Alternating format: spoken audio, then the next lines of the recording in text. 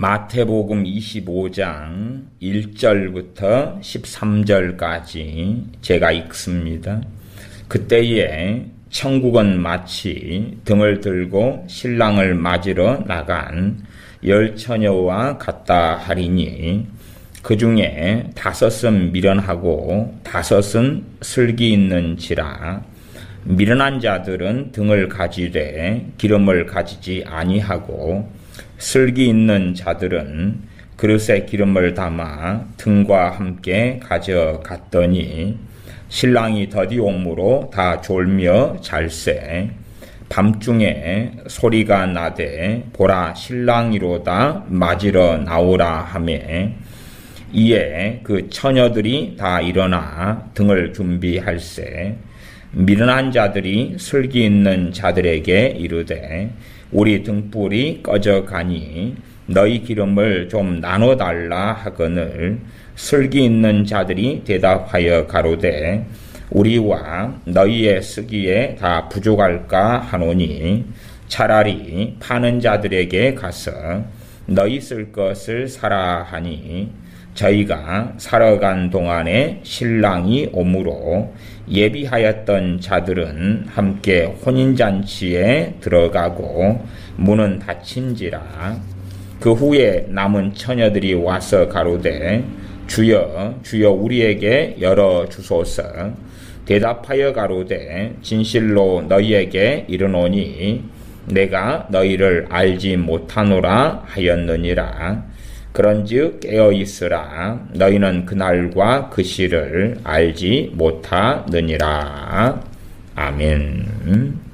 기독교인들이 주님의 재림을 사모하고 주님을 기다려왔던 것은 초대교회 때부터 그래왔습니다.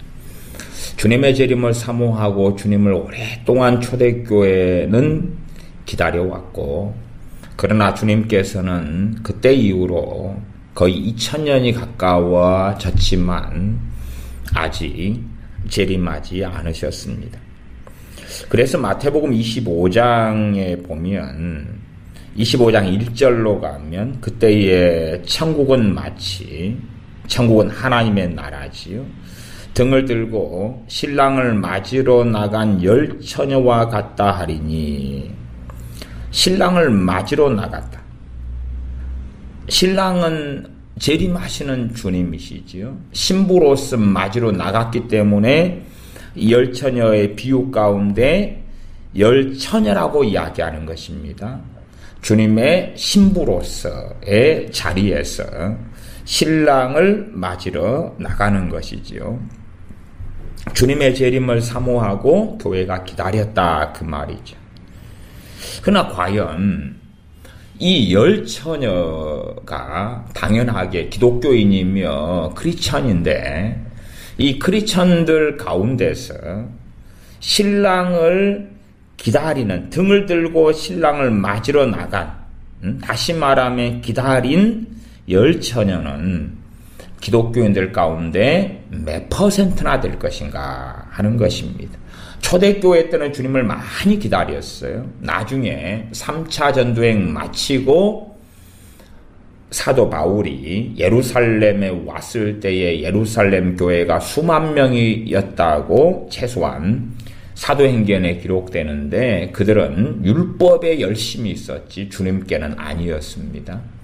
다시 말하면 그때쯤 되어버리면 그러면 주님의 재림에 대한 사모함이 주님을 고대함이 예루살렘 교회는 없어져 버리는 것을 사도행전을 통해 발견은 할 수 있습니다. 그러나 그럼에도 상당히 많은 이방인 교회들은 주님의 재림을 사모하고 고대하고 있었습니다. 역사적으로 주님의 재림을 사모하고 기다리고 고대했을 때들이 많이 있었습니다.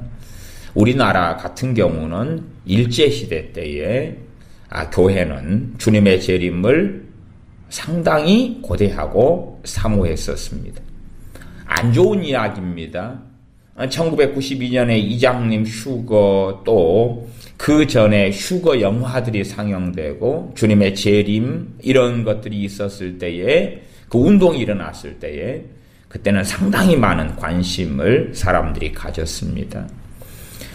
또 미국 같은 경우가 한 1960년대, 70년대 이럴 때에 주님의 이 휴거, 주님의 재림과 휴거에 대한 굉장히 뜨거운 관심이 일어났을 때들이 있었습니다.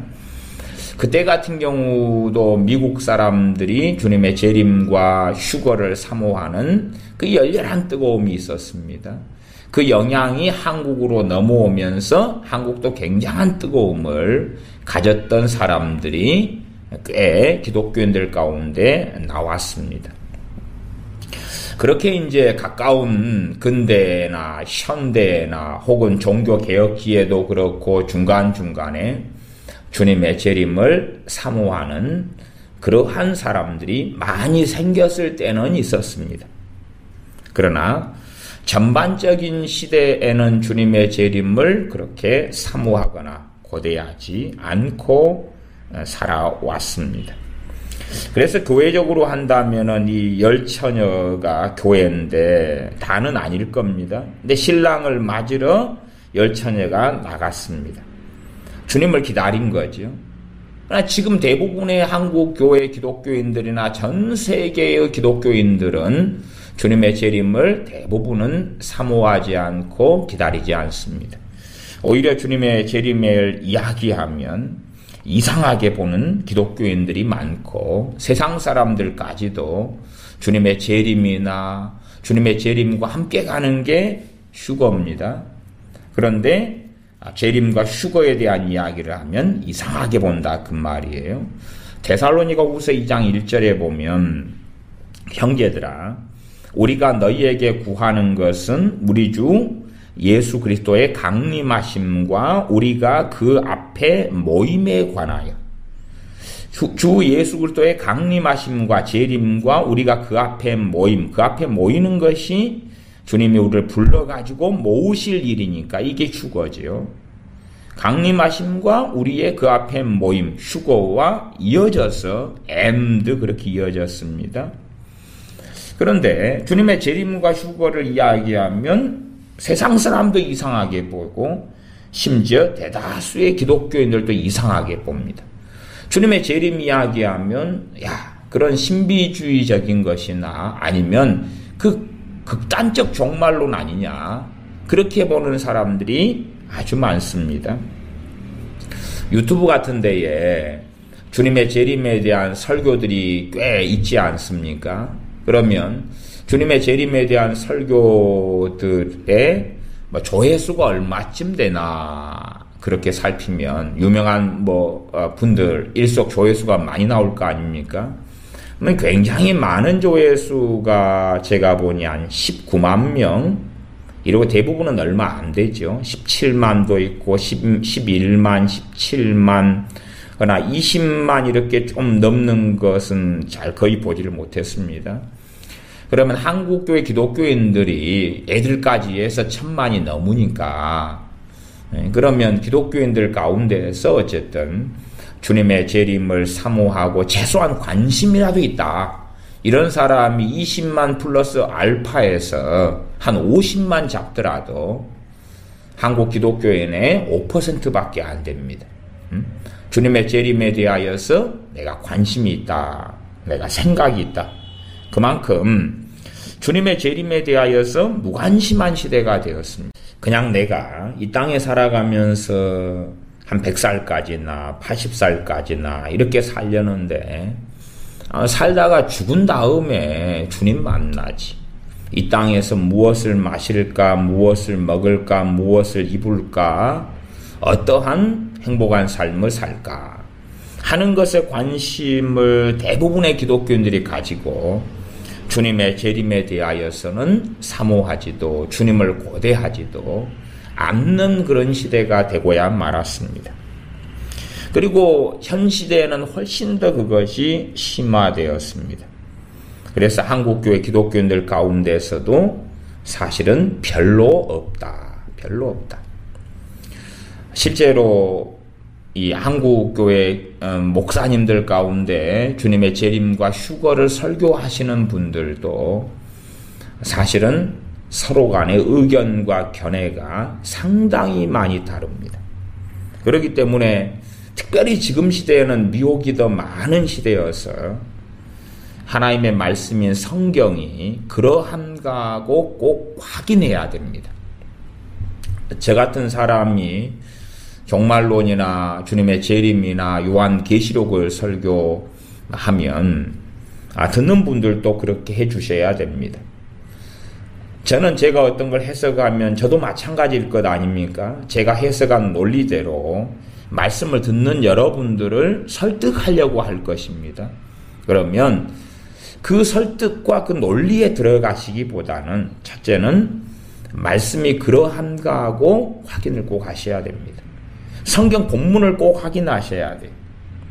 그러니까 대한민국 한국교회에는 재림과 휴거에 대한 무관심한 사람이 최소 90% 이상이고, 두 번째는 재림과 휴거에 대한 이야기만 하면 이상하게 보는 기독교인들도 그 가운데 다수가 있고, 세상 사람도 재림과 휴거에 대해서 이야기하면 우리 가족이다 그러면 여러분의 가족 가운데 불신자가 있다. 근데 여러분이 주님의 재림을 사모하면서 그 이야기를 가족이기 때문에 어쩌다 하면 그러면 당신 광신도 아니야. 이상한 거야. 그런 식으로 보는 경우가 많다는 것입니다. 또한 문제가 되는 것도 재림과 휴거의 극단성에 치우쳐 살아가는 사람들이 그나마 주님의 재림을 기다리고 사모하는 사람들 가운데서 많습니다. 주님의 재림을 사모하는 사람들, 주님을 고대하면서 살아가는 사람들, 다시 말로 하면 운동, 무브먼트로 한다면 신부운동이라 그럽니다. 신부운동.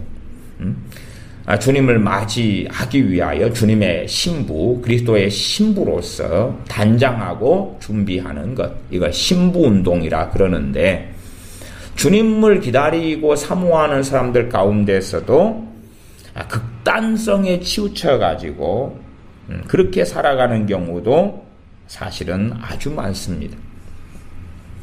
예를 들어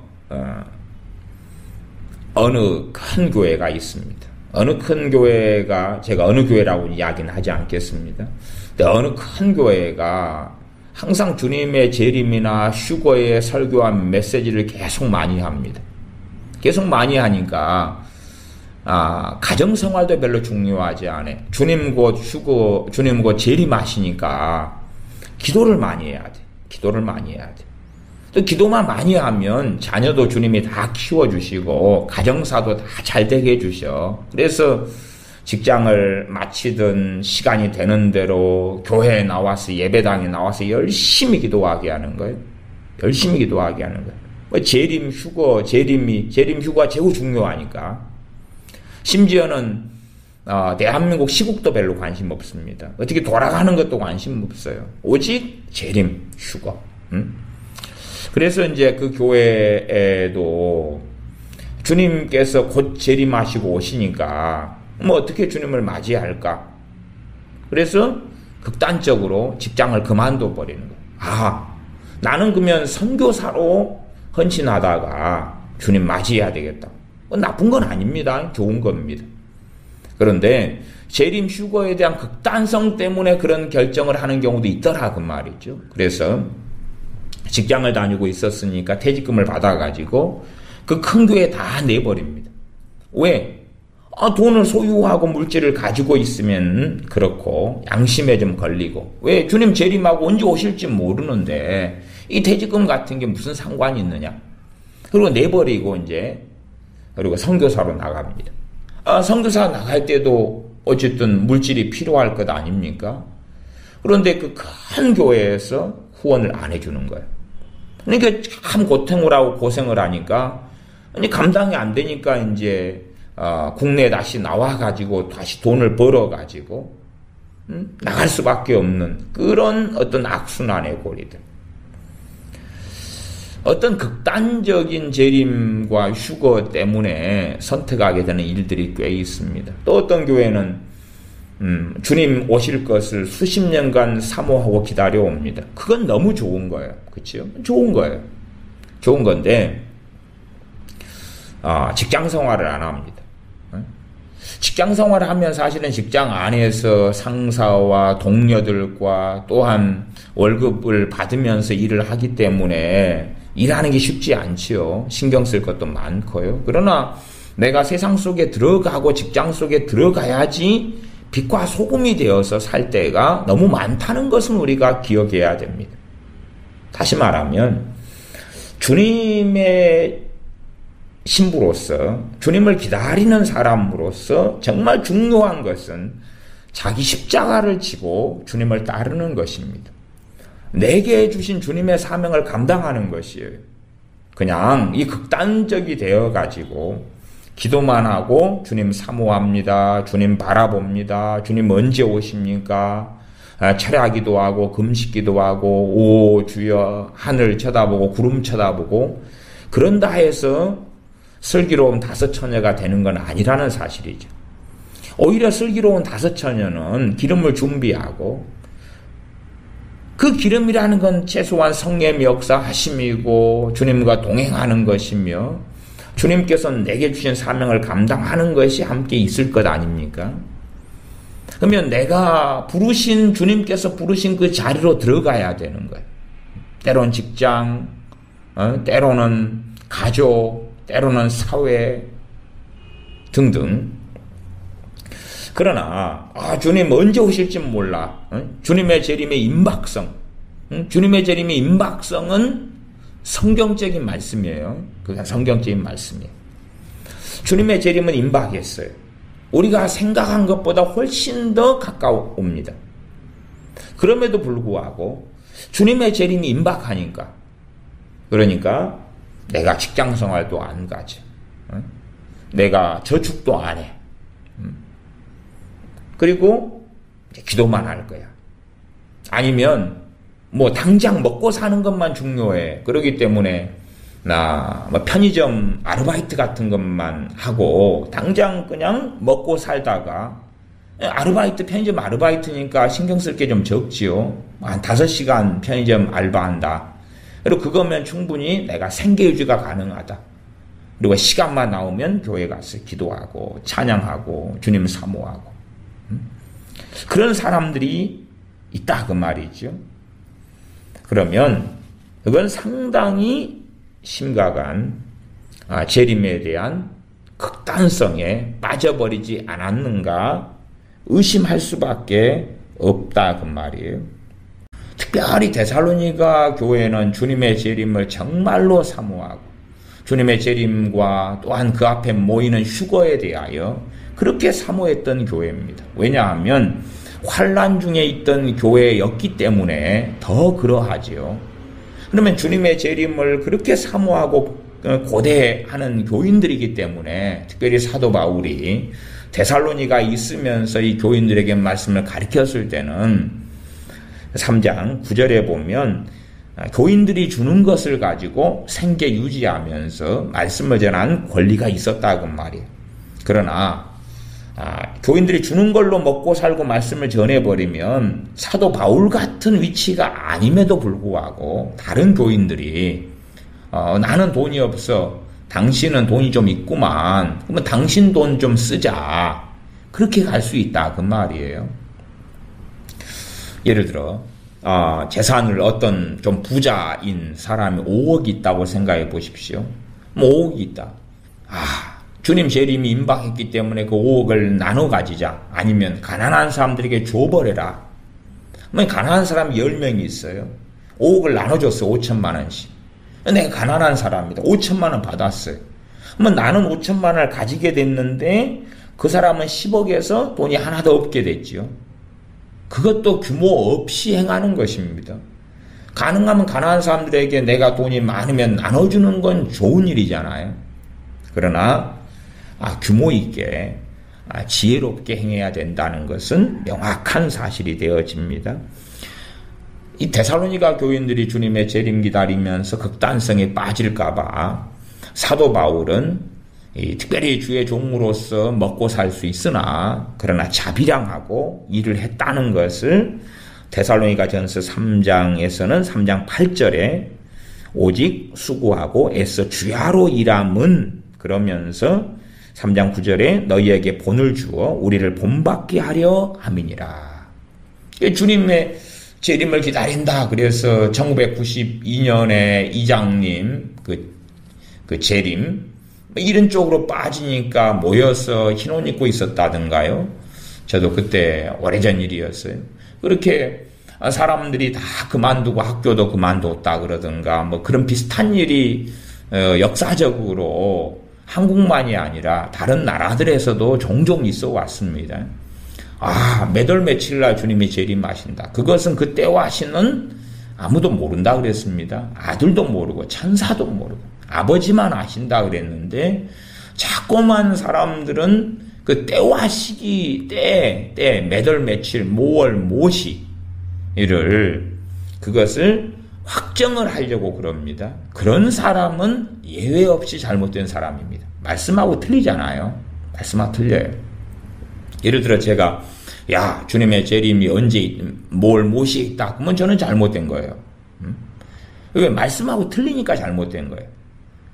주님의 재림을 기다리는데 언제쯤 있을 거야. 그러기 때문에 그러면은 한 1년 안에 있을 것 같아. 나는 돈이 얼마가 있는데 1년 동안 넉넉히 먹고 살 수 있겠네.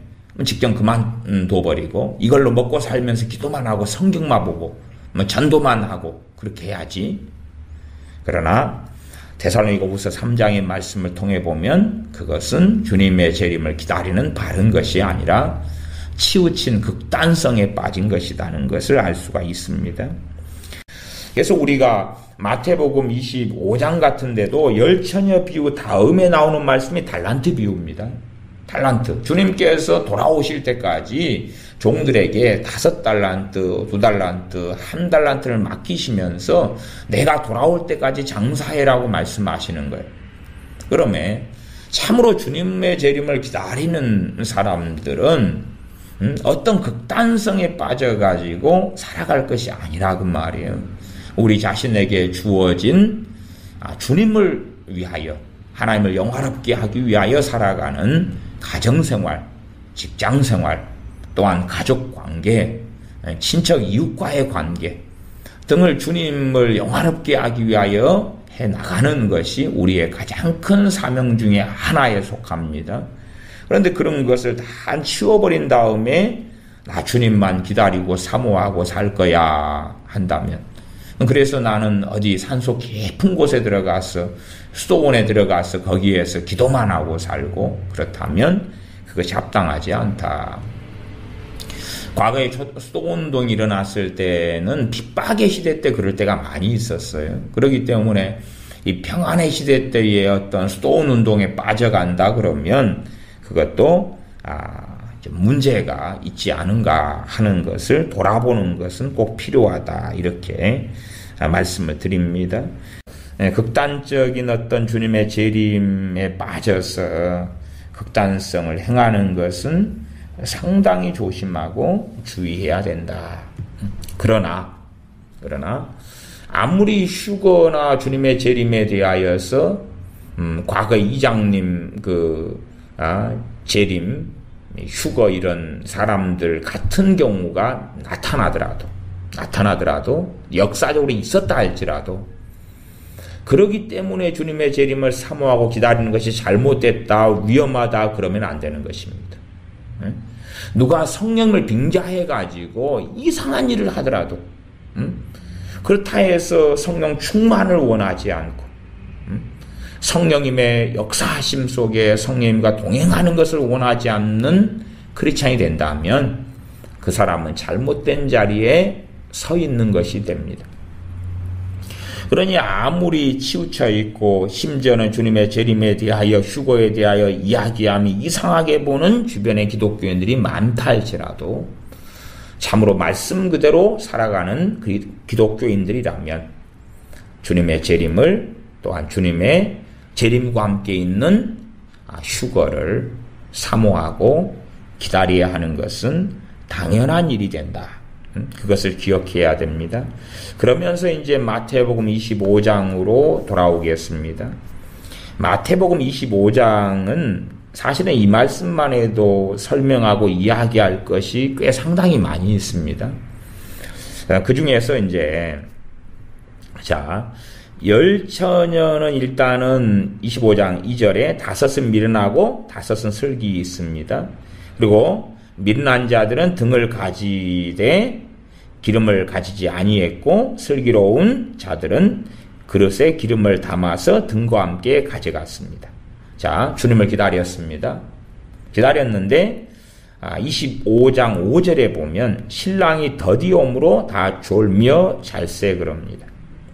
저는 이것을 교회사적으로는 좀 중간중간에 주님의 재림을 사모하고 주님을 고대하는 그런 일들이 조금씩은 있어 왔으나 유감스럽게도 상당수의 많은 주님의 재림을 사모하는 일들은 잘못된 방향으로 갔을 때가 아주 많았습니다. 교회사를 살펴보면 그렇습니다.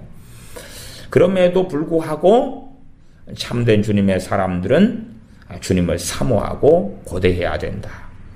천년만년 이 땅에 살다가 잘 먹고 잘 살고 누리다가 주님 만날 것을 생각하면 안 되고 언제 주님 오실런지 알 수 없으나 그러기 때문에 주님을 위하여 주님을 가장 사랑하고 주님을 가장 사모하고 주님을 위하여 살아가는 가운데 주님의 재림을 고대하면서 하루하루를 살아가야 하는 것이 실제로 깨어있는 그리스도인의 삶에 있어서 아주 중요하며 강력한 은혜의 통로가 되어집니다. 신랑이 더디옴으로 다 졸며 잘세. 첫째는 교회사적으로 교회들이 대부분 졸며 잤습니다. 어떤 졸며 잔 것입니까? 신랑을 기다리지 않았다 그 말이에요. 신랑을 기다리지 않았어요. 지금 한국교회 교인들, 기독교인들 1000만 명이 넘는 가운데서도 주님을 사모하고 주님의 재림을 기다리지 않는 사람들이 다수입니다. 다수. 90% 이상이다. 그런 90% 이상의 사람들이 주님의 재림에 대하여서 무관심하다. 그러면 신랑이 더디옴으로 다 졸며 잘세. 다 졸며 잘세. 그리고 이제 놀라운 일이 벌어지는데 25장 6절입니다. 25장 6절에 밤중에 소리가 나되 보라 신랑이로다 맞으러 나오라 하매 이에 그 처녀들이 다 일어나 등을 준비할세. 밤중에 소리가 나서 보라 신랑이로다 맞으러 나오라 그럽니다. 밤중에 소리가 납니다. 밤중에 소리가 나요. 도대체 이것이 무엇을 말하는 것일까? 이 밤중에 난 소리. 말하자면 주님의 지금 재림 전에 어떤 일이 있다는 이야기입니까? 교회를 깨우는 일이 있다 그 말이에요. 밤중에 소리가 나서 보라 신랑이로다 맞으러 나오라. 보라 신랑이로다 맞으러 나오라 그래요. 밤중에 소리가 나요. 그 소리가 뭘까? 그리고 이 밤중에 난 이 소리, 이 소리도 열처녀가 상징인 것처럼 이 소리도 충분히 그럴 수 있겠죠. 문자 그대로 하늘에서 보라 신랑이로다 맞으러 나오라 그런 건 아니에요. 그 다음에 지금 보라 신랑이로다 맞으러 나오라 하는 밤중에 난 소리가 언제 있습니까? 주님의 재림 전에 있습니다. 주님의 재림 전에. 주님의 재림 전에 있어요. 교회는 오랫동안 잠들어 왔어요. 제가 잠들어 왔다는 표현은 뭐냐 그러면 주님의 재림을 대부분 사모하거나 고대하거나 기다리지 않았다 그 말이에요. 오히려 자기의 그 죽음을 기다리는 거예요. 내가 언제까지 살 거야. 그때까지 뭘 먹고 뭘 마시고 살다가 이제 죽어 천국 가야지. 그런 자기 죽음에 대한 준비를 하는 거예요. 주님의 재림에 대한 준비를 하는 게 아니라 자기의 죽음에 대한 준비를 해요. 지금은 덜 그렇습니다만은 예전 같은 경우도 이 권사님들 한 90년대에도 돌아가실 때 되면 꼭 자기 그 수의 죽은 분이 입는 옷을 준비를 해 놓으셔요. 이게 자기 죽음에 대한 준비를 많이 해놔요. 또 자기 장례식, 자기 죽을 것을 대비해서 보험도 넣어놓고 뭐 이런 분들도 계시고 자기 죽음에 대한 준비를 상당히 해와요. 심지어 자기 장례식 때 저한테 부탁하시는 분도 있어요. 장례식을 좀 집례해줘가지고 그렇게 해달라 이런 경우도 있고 그래요. 이 자기 죽음에 대한 준비는 하는데 그러나 주님을 맞이할 준비에 대해서는 관심이 없었다 그 말이죠.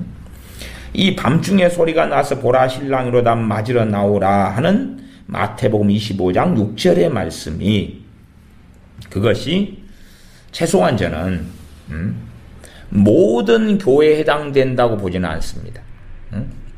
모든 교회, 모든 기독교인들이 이 액면 그대로 이것이 문자적이라 가정해도 보라 신랑이로다 맞으러 나오라 하는 소리를 모든 기독교인이 들을 수 없다고 저는 믿습니다. 왜 그런가?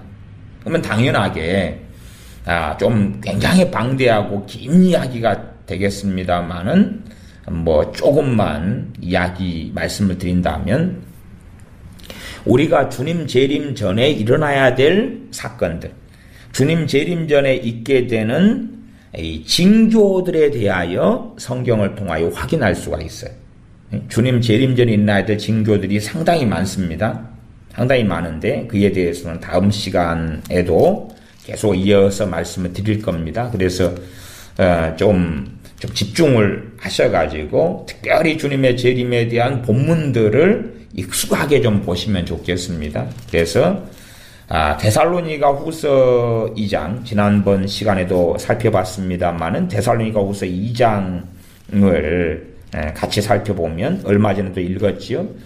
데살로니가 후서 2장을 통해서 이제 주님 재림 전에 있게 될 사건이 크게 두 가지가 나와 있습니다. 주님 재림 전에 두 가지 사건.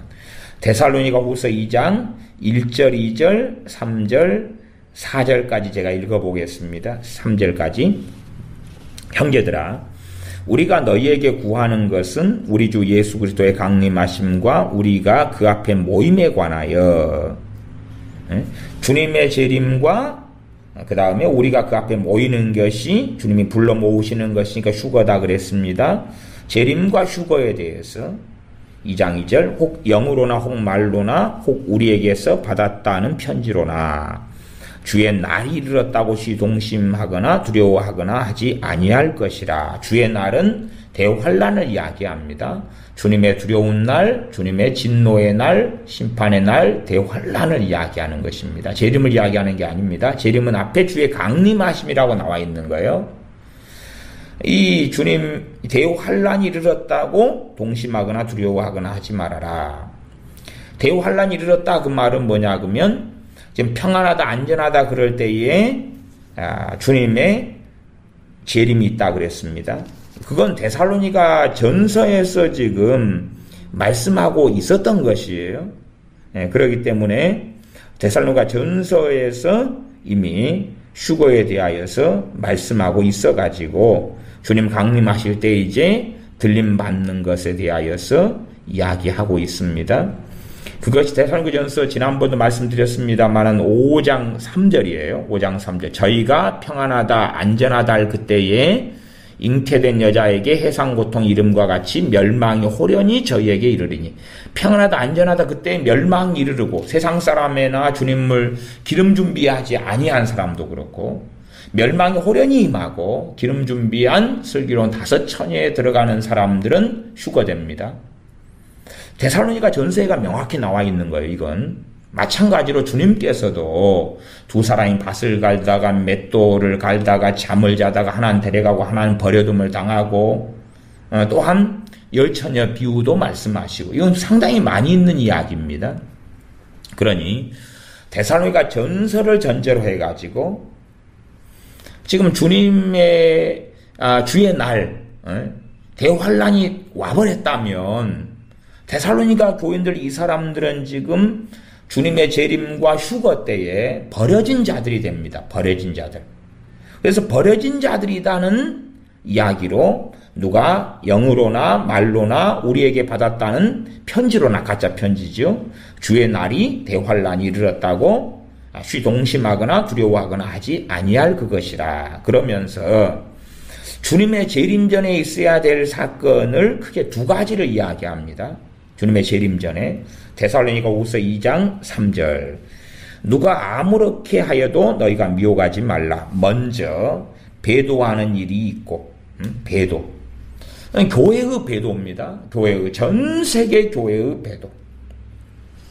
교회의 배도로 가려면은 이 전 세계의 배도가 되려면 우리가 익히 이제 익숙한 것이 뭡니까? WCC입니다. 에큐메니칼입니다. 에큐메니칼. 종교 통합이죠. 종교 통합.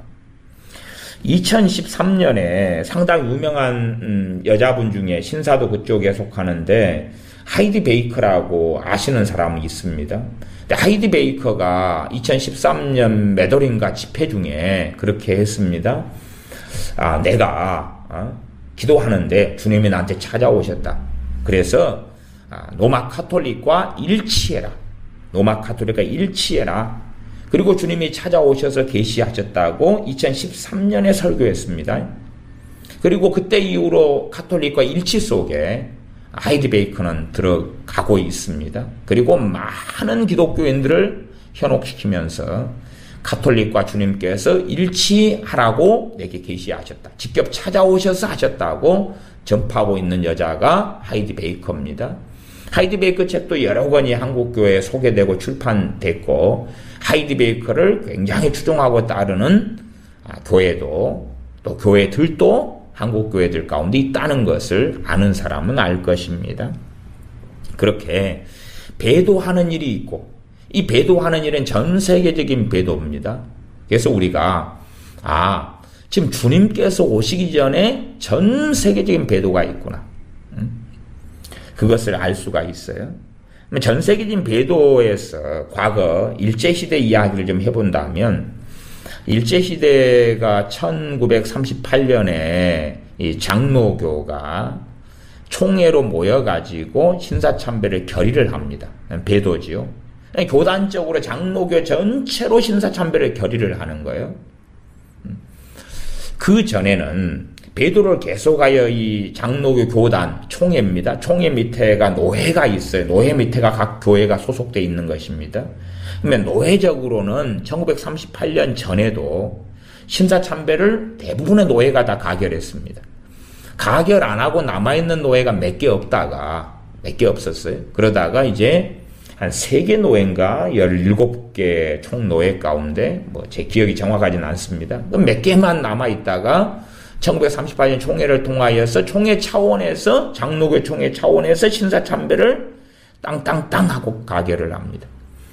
그때에 이제 강렬하게 저항했던 노회 하나가 경남노회인가 그렇습니다. 그래서 어떤 분들은 그렇게 이야기하지요.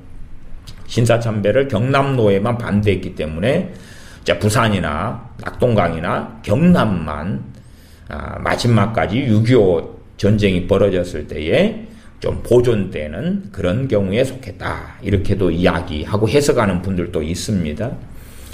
그렇게 배교는 계속 해왔어요. 장로교, 노회들, 목회자들이 신사참배를 해왔다 그 말이에요. 그러다가 최종적으로 총회 차원에서 38년에 땅땅땅 하는 것처럼 배교는 계속 해옵니다. 해오는데 이제 데살로니가 후서 2장 3절 말씀으로 한다면 먼저 배도하는 일이 있다. 이 배도는 한국 기독교만이 아니라 전 세계 기독교의 배교를 이야기하는 것이에요. 그렇기 때문에 지금 얼마나 WCC가 강성해져 왔는지는 아실 거예요. 소위 과거에 기장 같은 경우는 교단이 1952년인가요? 에큐메니카를 하려고 기장교단이 만들어집니다.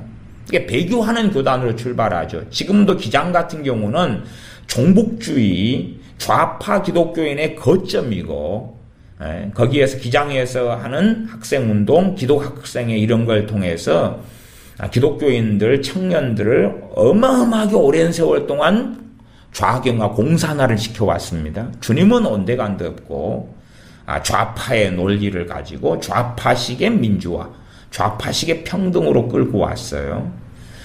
1959년에 장로교에서 반으로 나눠지면서 대한예수 장로의 통합이 나옵니다. 무엇 하려고요? 합동으로 남아있는 데는 에큐메니칼 반대, WCC 반대. 그리고 통합으로 나온 데는 WCC 찬성. 그렇게 해서 교단이 반쪽으로 나눠졌지요. 감리교도 진즉 WCC로 넘어갔고, 성공회 같은 반쪽짜리도 그리 넘어갔고, 뭐 복음교회 아니면은 전에는 여의도 순복음교회 조용기 목사님 그쪽도 WCC로 그리 NCCK로 들어갔잖아요. WCC와 함께하는 NCCK 등등 상당히 이제 이 급속도로 이제 배교의 물결 속에 한국교회도 들어가 있고, 근데 한국교회는 그나마 상당히 버틴 것입니다. 미국 교회나 영국 같은 경우나 유럽은 처참합니다. 실제로 유럽 그 중에서 이제 종교 개혁이 일어났던 독일, 루터의 종교 개혁이 일어났던 독일 같은 경우만 좀 보더라도 독일이 자유주의 신학으로 대별되죠. 독일의 자유주의 신학이 거의 한 강성해지게 된 것이 1850년도, 1800년도 중반만 되면은 자유주의가 아주 강력해집니다. 자유주의가 뭐냐? 자유주의 신학이죠. 독일의 자유주의 신학. 독일의 자유주의 신학이 1800년도 중반에 강성해져서 독일을 다 사로잡습니다. 그리고 이제 유럽으로 퍼져나갑니다. 그래서 제가 스펄전 목사님 전기를 가지고 좀 몇 차례에 걸쳐서 설교하고 그랬습니다만은, 스펄전 목사님 같은 경우 그 당시에 영국의 침례교가 자유주의 물결에 완전히 사로잡혀 버립니다. 이게 1800년 중후반의 이야기입니다. 그래서 침례교에 소속되어 있었는데 찰스 스펄전 목사님이나 교회가요, 터버너클 교회죠. 그런데 그때 침례교에서 탈퇴해버립니다. 자유주의 물결의 교단이 전부 다 사로잡혀버리니까, 목회자들 다 사로잡혀버리니까 탈퇴해버립니다. 그러면 이 독일의 이 자유주의가 유럽을 싹 1800년도 중후반에 거의 휩쓸었습니다. 그때부터요. 본격적으로. 그 다음에 이제 한국에도 이 자유주의 신학이 강렬하게 들어왔습니다. 실제로 신학 박사 학위 중에서요, 지금도 어디 걸 최고로 치느냐 하면 독일의 신학 박사입니다. 그 자유주의를 배워야지만이 최고로 칩니다. 그러면 모르는 분들을 위해서 자유주의가 뭐냐, 저게. 이 신학생들은 많은 경우 저 자유주의 신학자들의 책을 읽습니다. 그럼 자유주의가 뭐냐?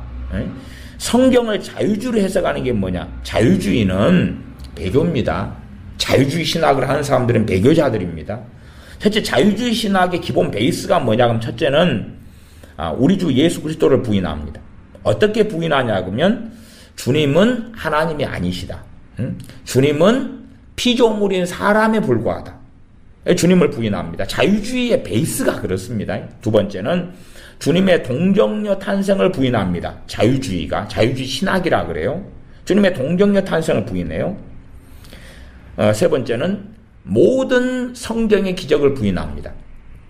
말하자면 주님께서 갈릴리 호수 위를 걸으셨다. 그것을 뭘로 해석하냐 그러면, 주님께서 바닷가를, 갈릴리 호숫가를 걸으셨는데 그 그림자가 호수를 걷는 것처럼 비춰가지고 제자들이 착각해가지고 주님이 호숫가를 걸었다고 성경에 기록된 거다. 그러니 저 성경에 기록된 것은 거짓이다. 주님이 오병이의 기적을 행하신 것도, 주님께서 오병이어의 기적을 떡 5개 물고기 2마리로 성인 남자 5,000명을 먹인 게 아니라, 주님께서 오병이어의 한 아이의, 한 소년의 오병이어를 받았을 때에 사람들이 그걸 보고 감화를 받아서 숨겨놨던 도시락을 다 깐 거다. 그렇게 해석합니다. 그래서 성경에 있는 모든 기적은 다 거짓말이다. 성경에 있는 기적은 다 거짓말. 죽은 자를 주님이 살리시는 것, 귀신을 쫓아내는 것, 다 그런 건 아니다. 또한 주님의 보혈을 부정합니다. 자유주의 신학에는 예수님의 보혈은 동물의 피와 다르지 않고 같다. 동물의 피와 다르지 않다. 예수님의 보혈은 동물의 피와 다르지 않다. 동물의 피와 다르지 않다. 그 다음에 예수님의 보혈은 죄를 씻지 못한다. 동물의 피와 다르지 않으니까 그렇게 주장하니까 사람들의 죄를 씻지 못한다고 하는 거죠. 자유주의 신학입니다. 기적을 인정하지 않아요. 성경에 있는 모든 기적을 인정하지 않고 무엇보다도 주님이 하나님 되심을 부정합니다. 피조물에 불과하다. 공자 맹자처럼 그런 사람에 불과하다. 동정의 탄생을 부정하고. 그러한 독일의 자유주의 신학이 이제는 영국이나 유럽을 싹 1800년대 후반 되면 휩쓸고 그것이 이제 한국까지 다 넘어왔습니다. 독일의 자유주의 신학을 배운 사람들이 한국의 신학교 교수들이 얼마나 많고요. 그들의 책을 열심히 봅니다. 열심히 봐요. 신학생들 참 열심히 봅니다. 똥이 된장인지 모르고 열심히 봐요. 그 배교의 물결에 참여하고 있습니다. 그래서 제가 주님 재림하시기 전에, 이게 재림과 휴거입니다. 주님 재림하시기 전에 일어난 사건이 데살로니가후서 2장 3절로 한다면 먼저 배도하는 일이 있다. 그럼 전 세계적인 배도가 일어나면 주님이 재림하시는구나. 이 지금 얼마나 많이 진척되어 왔습니까? 얼마나 많이 진척되어 왔나요? 이제 저 신사도 저 친구들은 지금 2016년, 2017년 막 그렇게 아주산 나우부터 시작해가지고 저 아이합도 그렇고 서로 천주교하고 하나 되고 아이합의 마이클 비클은 오래전부터 천주교를 들락날락했죠. 교황청을 들락날락하고 교황과 만나고 어쩌고저쩌고 하다가 안 했다고 거짓말도 하고 또 누가 했다고 증언하고 막 난장판입니다. 어쨌든 한국에는 마이클 비클을 옹호하는 사람들도 꽤 있고 그런 교회들도 있습니다. 어쨌든 저 천주교하고 일치되고 하나 되는 것에 지금 선두주자가 신사도들입니다. 신사도, 거기에 선지자들, 소위 거기에 사도라고 하는 자들입니다. 제가 신사도 운동을 반대하기 때문에 욕을 상당히 먹어오고 있습니다. 근데 신사도 운동이 뭔지 자체를 이해를 잘 못하시더라고요. 신사도 운동은 단순하게 지금 시대에도 사도와 선지자가 있다, 그것이 아닙니다. 지금 시대에도 오중사역이 있다, 그게 신사도가 아닙니다. 신사도 애들의 컨셉은 그건 아니에요. 그게 아니고 신사도 운동이 90년 후반부터 생겨나고 하다가 피터 와그너가 만든 것입니다. 근데 피터 와그너 필로신학교 교수가 2000년부터 신사도의 시대라고 계시를 받게 됩니다.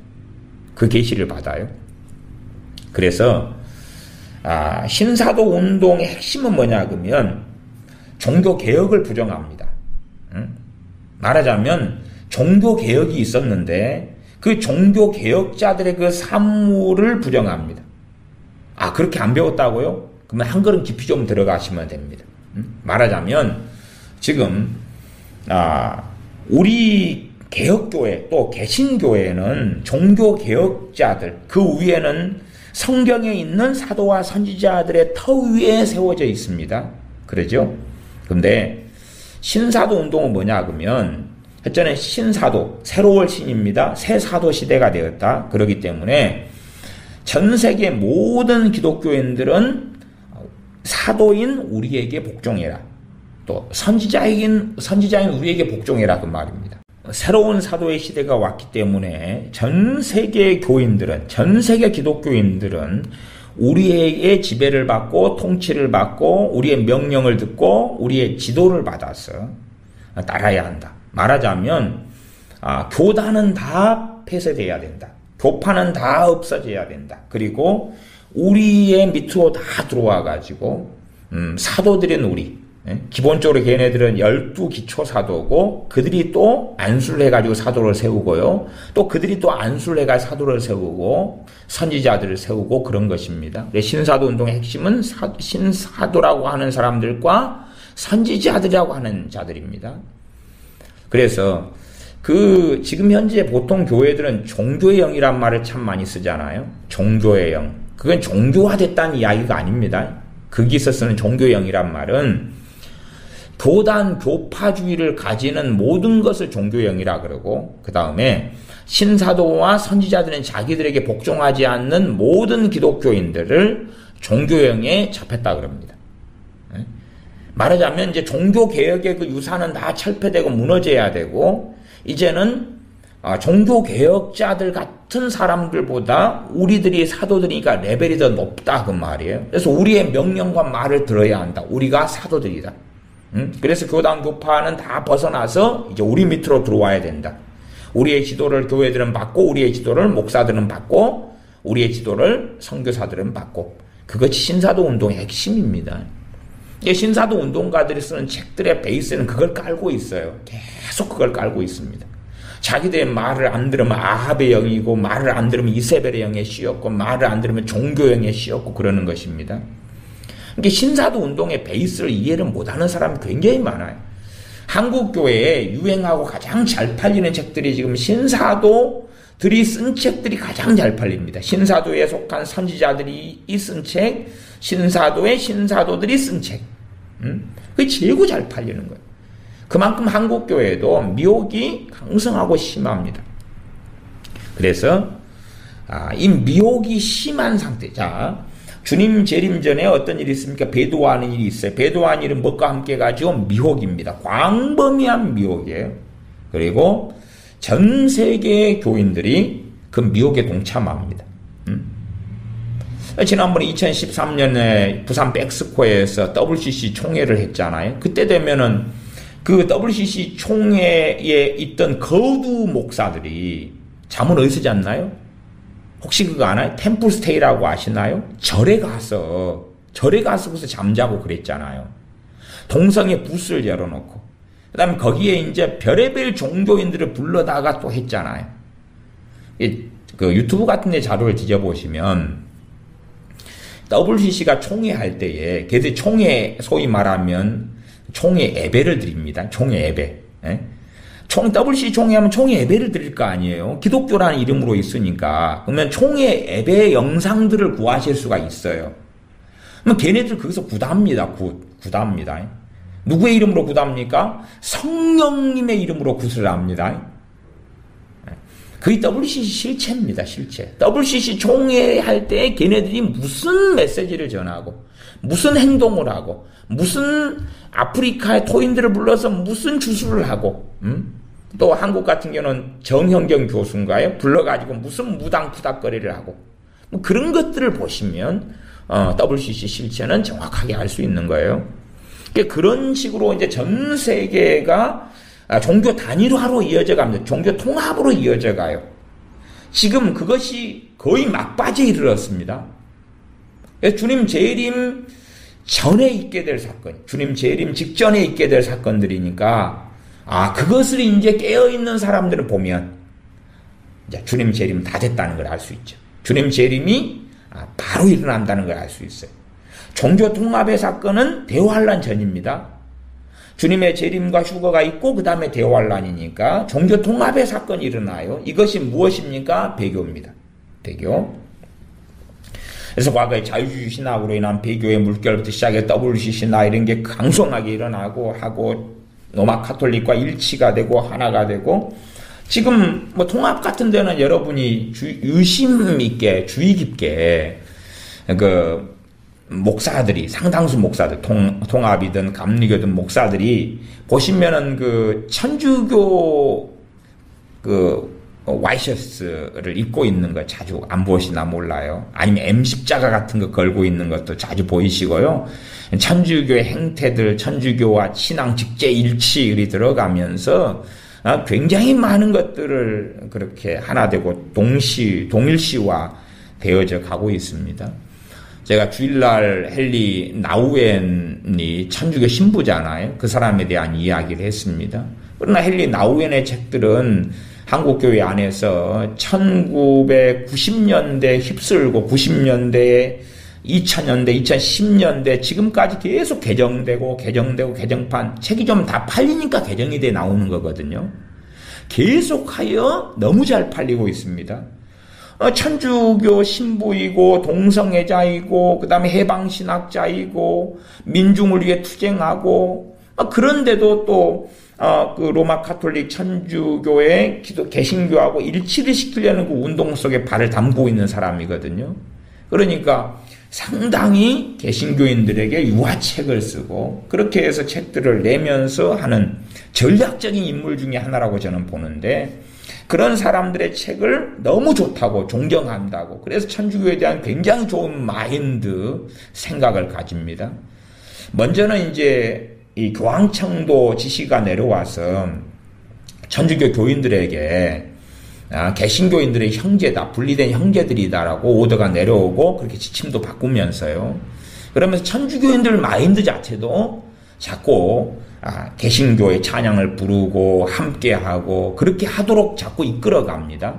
그래서 오히려 천주교인들이 개신교인들이 형제라고 설득을 시키는 상황이고 또 개신교인들 또 WCC 관련된 사람들은 천주교에 대한 굉장히 오픈된 마인드.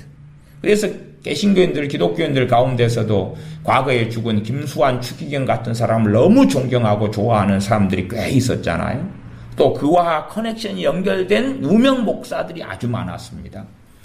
그런 것이 급속도로 진행이 되니까 과연 저 종교 통합이 언제 다 이제 소위 말하면 최소한 머리들 각 교단이든 뭐든지 저 이슬람이든지 가톨릭이든지 정교회든지 개신교든지 다 모다 끓여놓고 자 우리 이제 일치다 하나다 최소한 그 선언 속에 들어갈 때에 거기에서 빠져나오는 사람들은 소수가 되어질 겁니다. 그렇게 다수는 안 될 거예요. 소수가 될 거예요. 그런 사람들은 정신을 차리고 주님의 재림을 기다릴 수 있겠죠. 그래서 제가 열 처녀를 말씀했을 때에 열 처녀가 이제 마태복음 25장 6절로 돌아가면 밤중에 소리가 나되 보라 신랑이로다 맞으러 나오라. 이에 그 처녀들이 다 일어나 등을 준비할세. 그럴 때에 보라 신랑이로다 맞으러 나오라는 소리를 듣고 이 소리가 어떤 상징성을 가지고 있는지 그까지는 정확하진 않지만 그러나 이 소리를 들어요. 좀 깨우는 소리입니다. 깨우는 소리. 주님 재림 전에 다 지금 잠들었단 말이 교회가. 왜? 주님께서 너무 더디 오시잖아요. 2000년 지났잖아요. 아직 안 오시잖아요. 그리고 세상은 잘 돌아간단 말이에요. 점점점 화려하고 아름답고 복지가 있고 잘 먹고 잘 살고 제 어릴 때는 화장실이 푸세식이었습니다. 그러다가 수세식 화장실을 만나니까 얼마나 놀랍습니까? 버튼만 누르면 뜨거운 물이 콸콸콸 쏟아지고 과거에 선풍기도 잘 없던 시대에서 이제 에어컨이 있는 시대로 바뀌었잖아요. 얼마나 많이 좋아졌습니까? 그렇기 때문에 주님의 재림을 사모하고 기대하고 고대하는 사람은 그렇게 다 이제 없어졌어요. 그러다가 이제 깨우는 소리가 난다 그 말이 보라 신랑이로다 맞으러 나오라 하매 이에 그 처녀들이 다 일어나 등을 준비할세.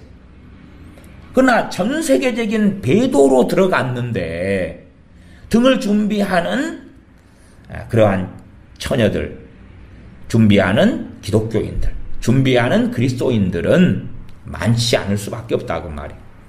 배도로 안 들어갔다면 많겠지요. 그렇죠? 배도로 전 세계적인 배도로 안 갔다면 지금 전 세계적으로 배도하는 일은 데살로니가 후서 2장 3절로 하면 주님의 재림 전입니다. 주님의 재림 전. 그 다음에 뭐 다른 설교에서도 반복적으로 말씀을 제가 드리려고 그래요. 제가 설교는 보통 반복적으로 안 하는데 이 종말에 대한 거, 또 주님의 재림과 휴거에 대한 설교는 중요하기 때문에 반복적으로 할 마음을 제가 좀 가지고 있으니까 그건 이해해 주시기 바랍니다. 그래서 데살로니가후서 2장 3절에 가면 주님 재림 전에 있을 사건이 뭐가 있냐 그러면 저 불법의 사람 곧 멸망의 아들이 나타나기 전에는 이르지 아니하리니. 무엇이 이르지 않습니까? 주의 날이요. 주의 날은 대환란입니다. 주의 진노의 날입니다. 대환란이 이르지 않는다. 다시 말하면 멸망의 아들, 저 불법의 사람 누구죠? 적그리스도입니다. 특정한 저 적그리스도. 이게 주님의 재림 전에 누가 등장한다는 이야기입니까? 적그리스도가 등장한다는 이야기. 주님의 재림 전에 적그리스도가 등장해요. 그래서 적그리스도가 등장하면 주님의 재림은 임박했습니다. 지금까지도 참 누가 적그리스도인가 그런 고심을 참 많이 해왔어요. 어느 때든 다 그랬습니다. 옛날 이야기를 하면 옛날에는 그 로마 교황이 적그리스도다. 그 다음에 교황도 지금 검은 교황이 또 있어요. 검은 교황은 예수회의 그 두목이죠. 검은 교황이 적그리스도다. 아니면 로마 교황이 적그리스도다. 교황이 둘이가 있습니다. 아시는 분들은 다 알죠. 그 다음에 이제 전에 나폴레옹이 있을 때 나폴레옹이 적그리스도라고 그랬어요. 그 666 이름 할 때 나폴레옹하고 대면 맞거든요, 이게. 나폴레옹이 기다. 그리고 그때 한참 그렇게 했던 역사적 사건이 있습니다. 그 무솔리니 있잖아요, 무솔리니가 저 사람이 적그리스도다. 그래가 또 무솔리니도 이름을 맞추면 666이 나옵니다. 그리고 그 미국의 대통령 가운데 루즈벨트 대통령도 그 이름 보면 666이다 그랬잖아요. 루즈벨트 이름도 이게 맞추면 666이 나옵니다. 그게. 그래서 루즈벨트가 적그리스도다 그럴 때가 있었고요. 최근에는 오바마가 적그리스도다 막 그랬잖아요. 그렇게 그 독일의 히틀러도 적그리스도다 이런 것이 자꾸 있어 왔어요. 그러니까 지금 적그리스도가 이제 확연하게 등장을 해요.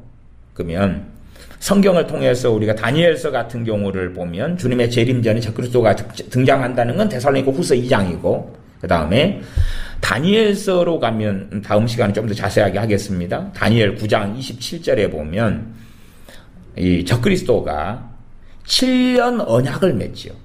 7년 언약을 맺어요. 특별히 최소한은 그 이스라엘과는 연결되죠. 그러면 언약이 무슨 언약입니까? 평화의 언약을 맺습니다. 언제요? 주님 재림 전에.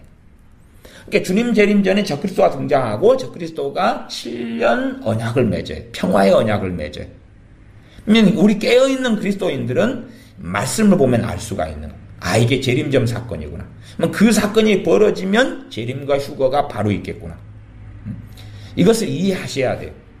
주님의 재림을 기다리면서 우리는 오늘 오실까, 내일 오실까, 이달에 오실까, 그리고 사모하고 기다려야 되지만, 그냥 맹목적, 맹신적으로 그렇게 하면 안 돼요.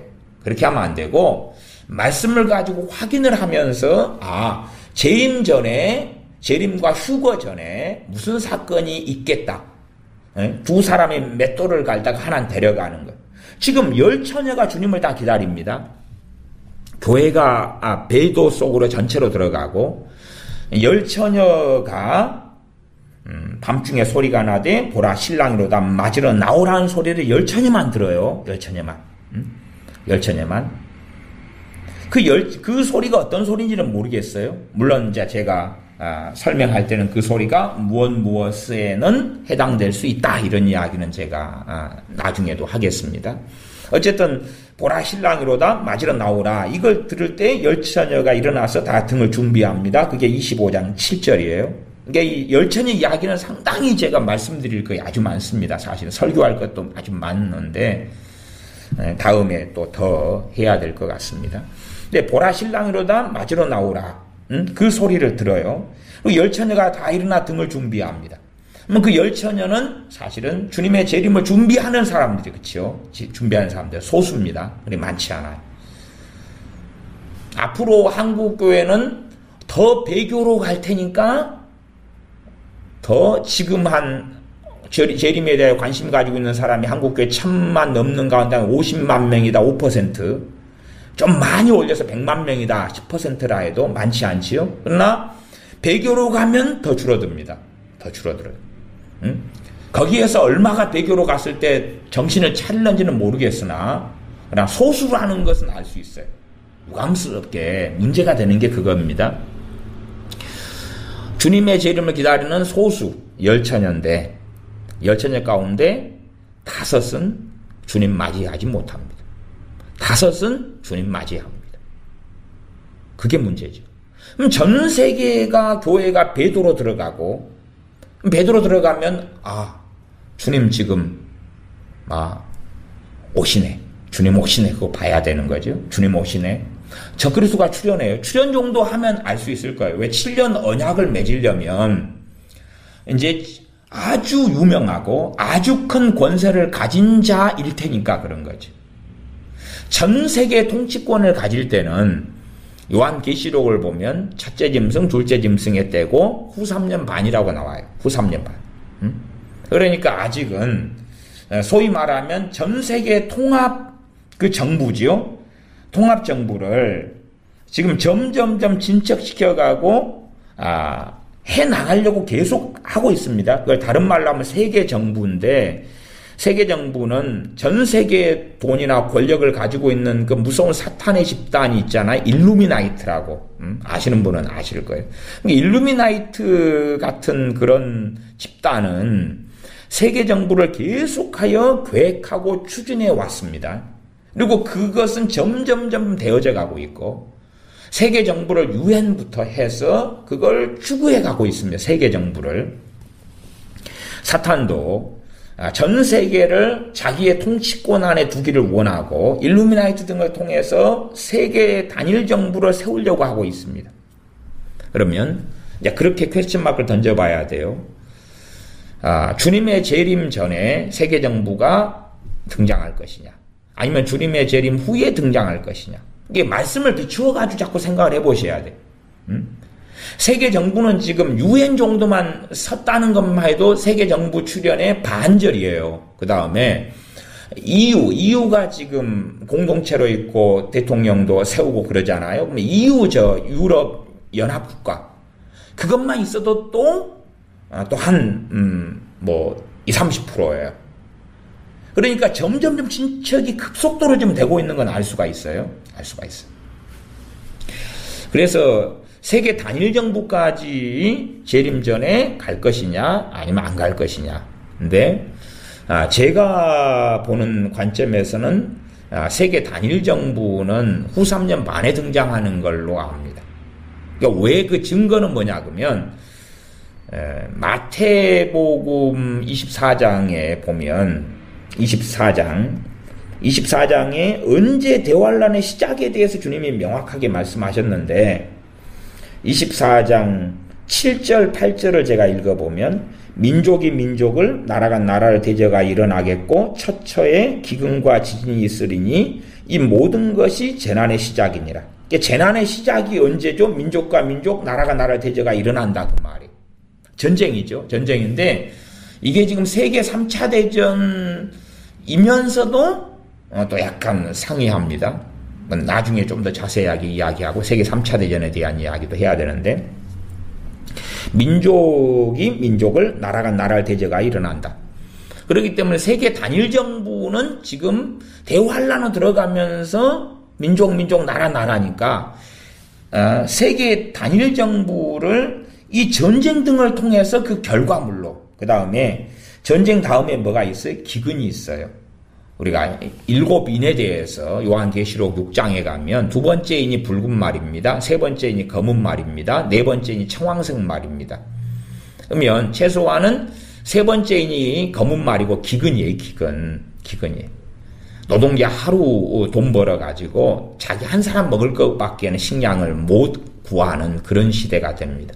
그런 과정을 거쳐서 후 3년 반에 첫째 짐승이 등장하면서 전 세계의 권력을 장악하게 됩니다. 그래서 정확하게 세계 단일 정부의 구성과 형성은 그 마태복음 24장하고 그 다음에 요한계시록 6장을 통해 볼 때는 후 3년 반에 이루어진다. 여러분도 말씀을 가지고 살펴보세요. 제가 하는 견해가 다 맞지는 않습니다. 근데 말씀이 그러한가 하고 꼭 살피셔야 된다 그 말이에요. 말씀을 가지고 하셔야지 극단적 재림과 휴거 주장하는 사람들의 다수가요 어떤 감성의 호소를 하는 거예요. 말씀의 호소를 하지 않고 말씀을 가지고 재림과 휴거를 이야기해야 돼요. 말씀을 가지고 주님의 임박한 재림을 이야기해야 돼요. 항상 그걸 주의하셔야 됩니다. 종말론이나 주님의 재림과 휴거를 살펴볼 때는 어쩌다 하는 논리 말고 본문이 어떠한가 하고 항상 살피셔야 돼요. 666건 본문을 정확히 살피셔야 돼요. 14만 4천 건 본문을 정확히 살피셔야 돼요. 본문을 정확히. 1.1핵도 다 이룰 것이라고 말씀하셨어요. 이게 본문이 굉장히 중요한 거예요. 본문이. 그렇기 때문에 전 세계에 미혹되는 가운데 이제 주님의 재림을 준비하는 사람들은 상징적으로 열처녀입니다. 열처녀. 전 세계의 배교 속에 들어갔기 때문에 많을 수는 없고, 그러나 그렇게 주님의 재림을 사모하고 기다렸는데 결과는 반반입니다. 물론 이 다섯 처녀 반반이 실제로 반반이 될런지 안 그럴런지는 모르겠습니다. 그러나 주님의 재림을 지금 10처녀가 다 기다렸는데 5처녀는 불합격해 갑니다. 5처녀는 하나님의 나라, 주님의 나라에 합당치 않다. 주님의 신부로 합당치 않은 처녀로 판명난다. 그 말이에요. 그래서 나는 너희를 모른다. 그렇게 주님께서 12절에 말씀하세요. 그러면 나는 너희를 모른다도 주님의 전능하심으로는 모를 리가 없죠. 그런데 최소한 지금 혼인잔치니까 나는 너희를 모른다. 뭘 모르겠습니까? 너희는 나의 신부로 합당하지 않다. 나는 너희를 나의 신부로 알지 못한다. 그렇게 해석할 수 있습니다. 물론 또 나는 너희를 모른다는 것이 너희는 그리스도인이 아니다. 그렇게도 해석할 수도 있습니다. 다 가능합니다. 근데 최소한은 나는 너희를 모른다는 것이 신부로 너희는 합당하지 않다는 이야기. 그 마태복음 7장으로 가면 불법을 행하는 자들아 나를 떠나가라. 그러면 나는 너희를 도무지 모른다가 도무지가 하나 더 들어가 굉장히 강조형이 들어갑니다. 나는 너희를 도무지 알지 못한다. 근데 10처녀 이야기에서는 나는 너희를 모른다 그럽니다. 근데 정확하게 말씀을 좀 보시면 남겨진 5처녀, 5처녀는 주님과 함께 혼인잔치에 들어갑니다. 혼인잔치에. 그래서 이 혼인잔치도 참 쉬운 이야기는 아닙니다. 이게 말하자면 주님 재림과 함께 혼인잔치에 들어갑니다. 그렇죠? 그리스도인들 혼인잔치에 주님과 재림 휴거 다음에 혼인잔치에 들어가는데, 그러나 혼인잔치에 들어가는 사람들이 주님께서 이제는 마지막 아마겟돈 전쟁을 통하여서 천년왕국이 올 때까지 혼인잔치에 들어가는 사람이 계속 있게 됩니다. 그것을 우리가 성경을 통해서 기억은 하셔야 됩니다. 그러니까 지금 혼인잔치에 사람 들어가는데 대환란 속에서 이제 다시 회개하고 돌아오는 사람들이 주님의 신부 흰옷을 입은 사람들이 많이 등장하게 되잖아요. 요한계시록 7장 같은 데 가면 흰옷 입은 무수한 무리들이 그 핍박의 때에 등장하게 됩니다. 그런 사람들도 혼인잔치에 들어가는 사람들이 되어지죠. 그래서 혼인잔치라는 것이 어떤 과정, 소위 말하면 7년 동안의 혼인잔치가 있게 된다. 이렇게 상징적으로 보셔야 돼. 물론 저 구름 위에서 있는 건 아닐 겁니다. 들림 받으면 그들이 천국으로 들어가야지 좀 더 논리적으로 맞다. 자세하게는 이제 나중에 이제 기회 되면 말씀을 드릴 거고. 어쨌든 자, 혼인잔치에 5명의 슬기로운 처녀는 들어가고 미련한 5처녀는 못 들어갑니다. 주님의 재림을 기다리는 사람들 가운데서도 단지 신학적으로 아니면 성경적으로 교리적으로 주님의 재림 시인해 인정해 그리고 재림과 함께 휴거가 일어나 나 그거 알고 있어. 그 다음 기도를 좀 많이 해. 그러나 단순하게 주님의 재림을 사모하고 기다린다 해서 재림 때 휴거되지는 않는다 그 말이죠. 그러니까 이런 말씀이 상당히 이제 심각한 말씀이 되어집니다. 심각한 말씀. 그러면 주님의 재림이 얼마나 임박했는가만 몇 가지 말씀드리고 다음 시간에 좀 더 구체적으로 말씀을 드리려고 합니다. 다니엘 12장 4절에 보면 이런 말씀이 있습니다. 다니엘 12장 4절에 다니엘아 마지막 때까지 이 말을 간수하고 이 글을 봉함하라. 많은 사람이 빨리 왕래하며 지식이 더하리라. 많은 사람이 빨리 왕래하며 지식이 더하리라. 마지막 때까지 이 말을 간수하고 이 글을 봉함하라. 그러면서 마지막 때가 언제죠? 주님의 재림. 주님의 재림. 주님의 재림. 또 대환란. 그런데 주님의 재림의 기점으로 할 때에 사람들이 빨리 왕래한다. 지식이 더하리라. 이게 얼마나 이제는 빨리 왕래하게 되었습니까? 비행기를 타고 다니죠. 비행기를 타고 다니. 얼마나 빠른 비행기들이 많이 만들어졌습니까? 그 다음 지식이 더하려. 무엇을 통해서죠? 인터넷입니다. 인터넷. 그러면 지금 정확하게 주님의 재림 전에 있는 다니엘 12장 4절의 말씀은 정말로 빼도 박도 못하는 주님의 재림 전의 징조입니다. 그렇죠? 그 다음에 이 적그리스도 출현한다는 것 아까 말씀드렸고, 그 다음 7년 언약을 맺는 것이 7년 언약. 그럼 마태복음 24장 5절 6절에는 많은 거짓 그리스도인이 출현해가지고 거짓 그리스도가 출현하죠. 근데 내가 그리스도라 하고 속이게 된다는 것이 나와 있고, 그 다음에 난리와 난리 소문이 나타난다. 난리와 난리 소문. 난리와 난리 소문. 그러나 두려워하지 말라. 그렇게 말씀하죠. 왜 두려워하지 말라 그냐면 24장 6절을 봐보십시오. 6절에 보면 난리와 난리 소문을 듣겠으나 너희는 삼가 두려워 말라. 이런 일이 있어야 하되 아직 끝은 아니니라. 그 끝은 대환란으로 들어가는 것입니다. 대환란. 근데 너희는 삼가 두려워 말라. 이런 일이 있어야 하되 난리와 난리 소문이 이루어져야 하지만은 두려워하지 말아라. 왜요? 준비된 주님의 신부들은 재림 때에 휴거되기 때문에 그렇습니다. 안 그러면 난리와 난리 소문이 실제로 이제 두 번째 임부터는 이루어지잖아요. 그러면 난리와 난리 소문이 실제로 이루어지니까 얼마나 끔찍합니까? 그럼 두려워하지 말라가 아니라 두려워해라 그래야 되는 거죠, 말씀이. 그래서 주님의 재림 전에 무엇이 있느냐? 난리와 난리 소문이 있다. 그러면서 무엇이 있느냐? 평안하다, 안전하다. 난리와 난리 소문이 있고 저 그리스도가 출현하고 7년 언약, 평화의 조약과 언약을 맺고, 그런데 난리와 난리 소문이 공존을 하고, 난리와 난리 소문에 대한 것은 제가 평안하다, 안전하다 그럴 때 주님이 오신다고 말씀했죠. 데살로니가서였습니다. 그러면은 평안하다, 안전하다 그 예시들이 몇 가지가 있어요. 첫 번째, 세계 1차 대전을 독일이 일으켰을 때에 독일이 지금 영국 등하고 무슨 조약을 맺습니까? 평화 조약을 맺습니다.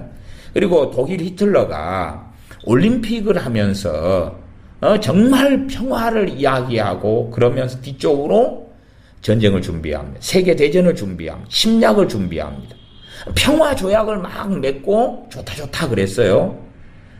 그러나 아는 사람들은 난리와 난리 소문을 들었습니다.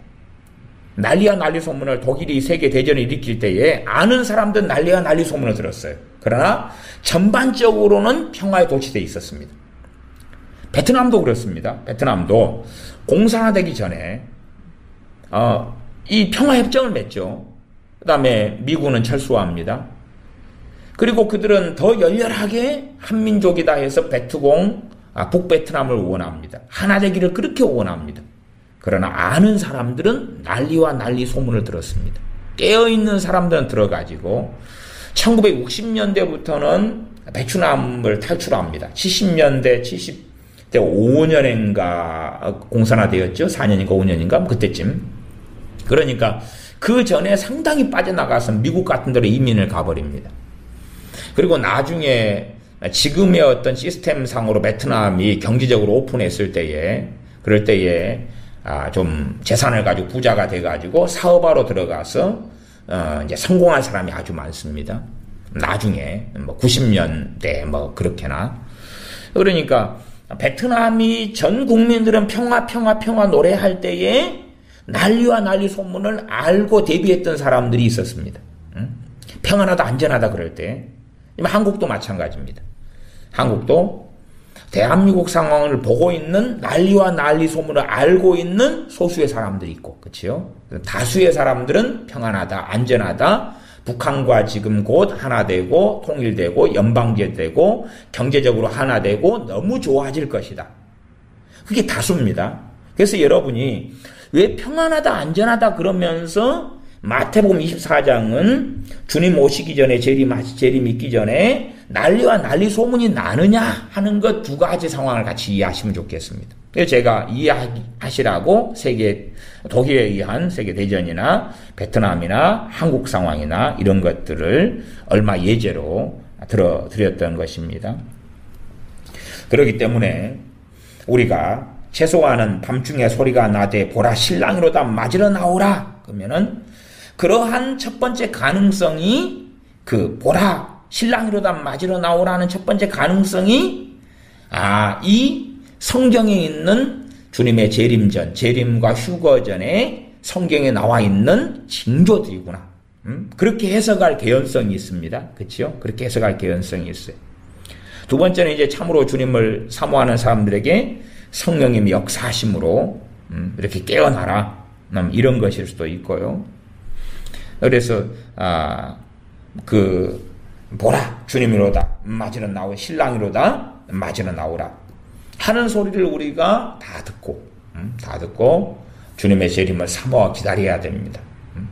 근데 뭐 직장 때려치고 그만두고 막 기도만 맨날 하고 그러면 안 되고 정말로 주님께서 우리 각자에게 주시는 소명과 사명을 따라서 형제를 사랑하고 복음을 증거하고 또한 가족들을 잘 섬기고 주님을 영화롭게 하는 그 걸음을 걷다가 주님 앞에 서야 됩니다. 누구보다 주님을 알아가며 하나님을 경외해가며 하나님을 영화롭게 하다가 그렇게 하면서 주님을 사모하고 이 땅에 살면서 주님과 함께 동행하 내주하시는 주님 또한 성령을 통한 인도하시는 주님과 함께 살다가 다시 오실 주님을 배워야 합니다.